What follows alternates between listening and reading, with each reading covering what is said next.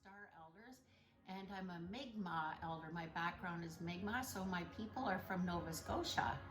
And I've been out in BC for about 100 years, so I kind of consider myself a BCer more than anything. But today I wanted to talk to you about the fall gate on the medicine wheel called the West Gate. And it's the one that we're just going into now. We're just about finished the summer gate.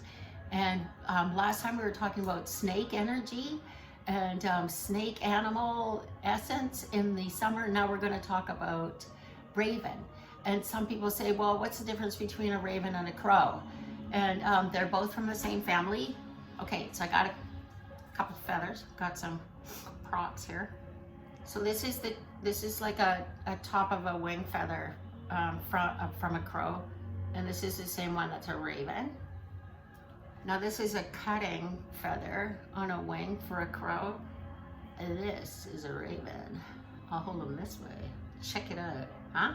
So yeah, ravens are huge. They're like this big, and crows are like that big. So they carry more energy, and they carry different kinds of energy from crow. So I wanted to talk to you about, sometimes raven gets a bad reputation, which kind of bugs me because my name is Raven Flying. So I don't want to be chucked in there with this bad reputation. So I think the reason they get a bad reputation is because, people like Edgar Allan Poe wrote the poem called The Raven and made him really creepy. And then in like film noir and other films throughout the years, like they depict Raven as being this evil harbinger of doom and stuff. But I think really Raven, he does know a lot of stuff. And he knows, for example, if somebody has died, he will know, and he will go and talk about it. A long time ago, unfortunately, my friend died in university, and we wanted to go to his service on the island, and it was way up on the island around Duncan, and nobody knew what the turnoff was, and lo and behold, there was a raven sitting on the street post, and he was calling out. So it was a really sad sound, and it did make my hair go up on end, but he was letting us know that the funeral was there and my friend had passed. So in that way, I think they're very sacred, and they're teaching us how to honor somebody's passing. So I don't really think of it as creepy. I've honored that kind of wisdom. And also, Raven's not afraid to go into the darkness. He's no stranger to the great mystery. And the great mystery is where all the secrets of the universe lie.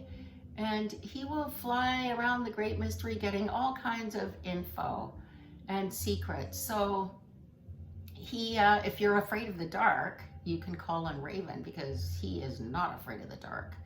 And in fact, he can help lead you out of the darkness. If you ever find yourself in a dark situation, like depression or something like that, you can ask Raven to help you, and he'll help fly you out of depression.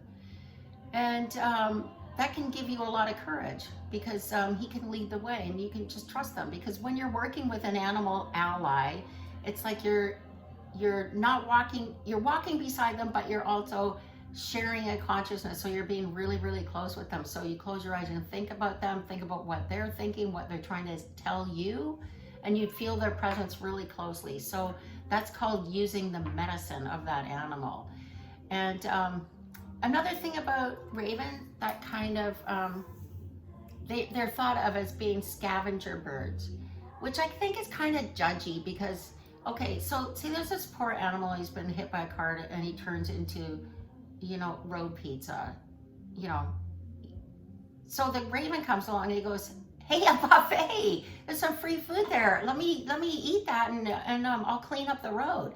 So some First Nations people call them the cleanup crew, where I just think they're, making use of a free meal. So I think it's kind of judgy. Anyway, the other thing about Raven is that he's a trickster. So I know there's another animal that's also called a trickster, and it's coyote or coyote.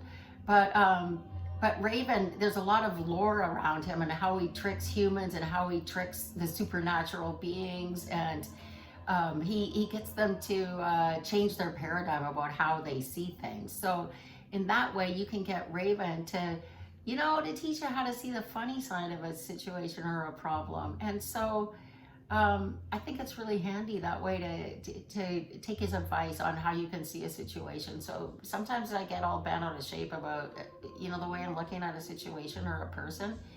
And then if I, think about what Raven thinks of it, he usually thinks there's something really hilarious about it, and he'll tell me.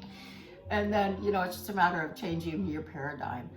And, I think that's part of the fun of having Raven for an ally.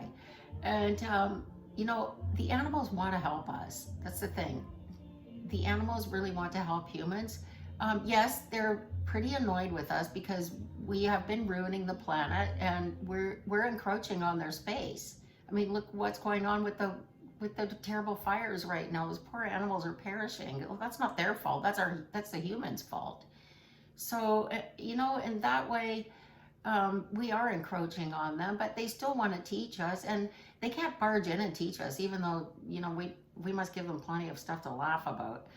So we have to ask them to teach us. We have to say, Raven, can you fly me through your dreams tonight and teach me the ways of your loving heart? Something like that.